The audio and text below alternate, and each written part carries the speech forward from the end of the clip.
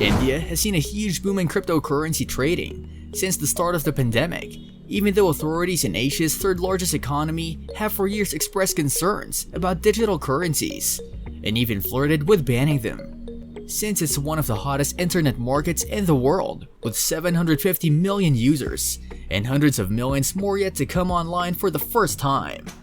India's ranked second behind only Vietnam last year in a list of countries seeing the fastest growth in cryptocurrency adoption. While the government doesn't keep estimates of how many people trade cryptocurrencies, industry experts have suggested that the country now may have more than 20 million crypto investors. The growth is driven by younger investors, mostly under the age of 35, and many of them are coming from smaller cities and towns. While 20 years ago, their parents chose to invest in gold, these youngsters are more interested in having Bitcoin as part of their portfolio, referring to the fact that traditionally, Indians chose to park their money in gold or savings accounts.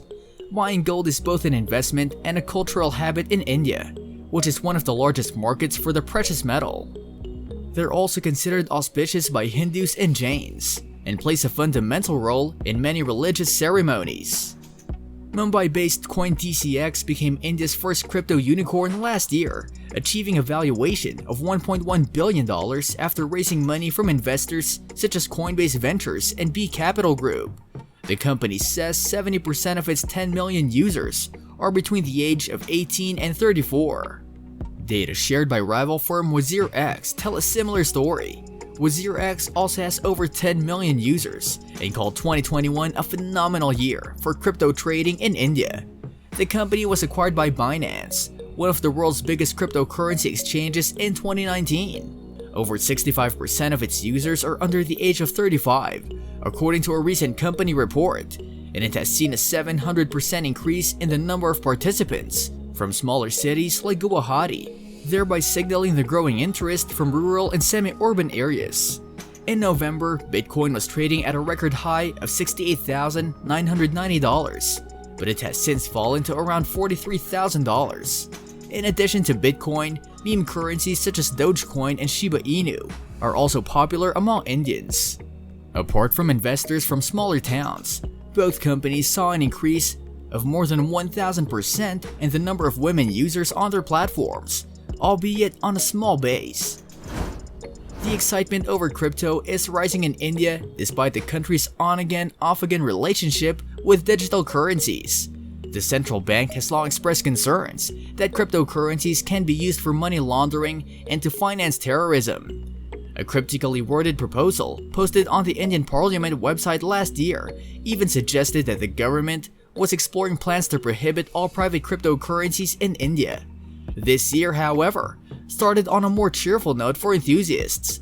Earlier this month, the Indian government announced it would impose a 30% tax on income from virtual digital assets, which many industry experts took as a sign that crypto trading won't be banned after all.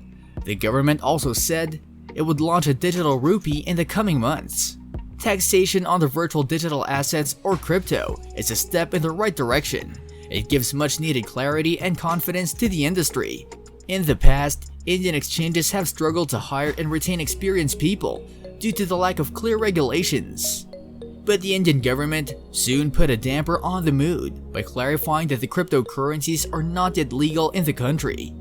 I think the government is not entirely sure what it wants to do from a policy perspective. It knows where it wants to land broadly. It wants to find the right balance where it's not disconnected from the global progress in blockchain and other tech, but it wants to also address concerns regarding cryptocurrency that the extraordinarily high tax on crypto is a short-term fix, which will also act as a deterrent to many investors. This rate is typically used to tax activities that are not considered economically productive, such as lottery, so this could be an indication that the government wants to make revenue. But it doesn't see crypto trading as economically productive. For equities, India applies a 15% short-term capital gains tax if shares are sold in less than a year, and 10% if sold after a year. India, with its vast pool of developers and enthusiastic young population, could be a superpower in the next 5 to 10 years in cryptocurrency and blockchain industry. What's missing right now is a clear regulatory framework. What do you think about investing in crypto? Let us know in the comment section. This brings us to the end of our video. I hope you enjoyed it. Hit like if you did. And don't forget to subscribe to our channel so that you don't miss any of our videos in the future. Also, watch the 2 videos that are on your screen because I'm sure you'll love them. With that, I'll see you in the next video.